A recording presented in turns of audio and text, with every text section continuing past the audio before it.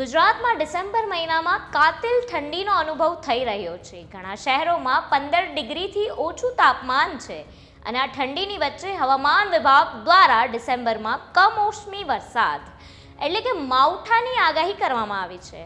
એવા ગુજરાતમાં જાણીતા બે હવામાન આગાહીકાર અંબાલાલ પટેલ અને પરેશ ગોસ્વામીનું શું કહેવું છે આ મુદ્દે, જાણે આ રિપોર્ટમાં. નમસ્કાર, વાઇબ્સ ઓફ ઇન્ડિયા સાથે હું છું ધારવી.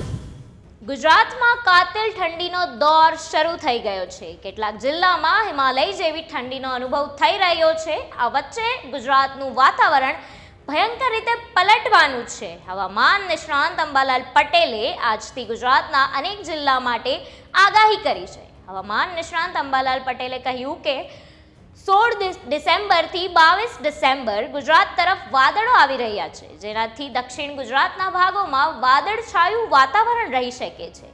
તેની અસરના ભાગરૂપે આગામી 17 ડિસેમ્બરથી રાજ્યમાં ઠંડીમાં ઘટાડો થશે અને તાપમાનમાં વધારો થઈ શકે છે. જો કે સવારના સમયે ઠંડી યથાવત રહેશે.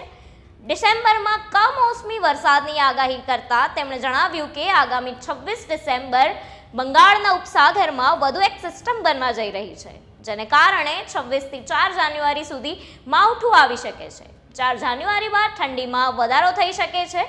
ઉત્તરાયણ આસપાસ પશ્ચિમી વિક્ષેપ આવતા ઠંડી વધશે. કેટલાક વિસ્તારોમાં માવઠું આવી શકે છે. જાન્યુઆરી માસ ઠંડો રહી શકે છે, એટલે કે આ મહિનામાં કાતિલ ઠંડી પડવાની. હવે જાણીએ આ મુદ્દે હવામાન આગાહીકાર પરેશ ગોસ્વામીનું શું કહેવું છે.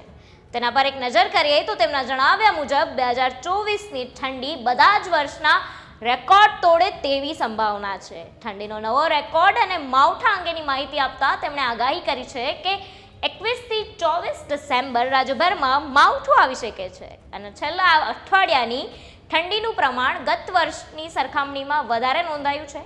તેમણે કહ્યું કે ઠંડીની અસર ઉત્તર ભારતના પહાડી પ્રદેશો જેવા કે જમ્મુ કાશ્મીર, લેહ લદ્દાખ, હિમાચલ પ્રદેશના પહાડો પરથી વેસ્ટર્ન ડિસ્ટર્બન્સ પસાર થાય છે અને આ વેસ્ટર્ન ડિસ્ટર્બન્સને કારણે પહાડો પર હિમવર્ષા એટલે કે બરફ પડવાની ઘટના જોવા મળે છે અને એને કારણે આપણે ઠંડી અનુભવી રહ્યા હોઈએ છીએ. ગત વર્ષ કરતાં ઠંડી તો વધારે જોવા મળી રહી છે, પણ ગત વર્ષની સરખામણીમાં આ વખતે પહાડો પર હિમવર્ષા તો ઓછી છે, છતાં ઠંડી વધુ કેમ? તેમણે જણાવ્યું કે એનું કારણ પાકિસ્તાન અને અફઘાનિસ્તાનના પહાડી પ્રદેશમાં હિમવર્ષાનું પ્રમાણ વધુ છે, તેથી અહીં ઠંડી વધુ અનુભવાઈ રહી છે. રાજ્યભરમાં 18 તારીખથી ઠંડીનો નવો રાઉન્ડ શરૂ થઈ શકે છે તેવું હવામાન નિષ્ણાંત પરેશ ગોસ્વામીનું કહેવું છે. હવે સમય સાથે જોવાનું રહ્યું કે કોની આગાહી કેટલી હદ સુધી સાચી પડે છે. આબોહવા કઈ રીતે વળાંક રહી છે તે પણ જોવાનું રહ્યું.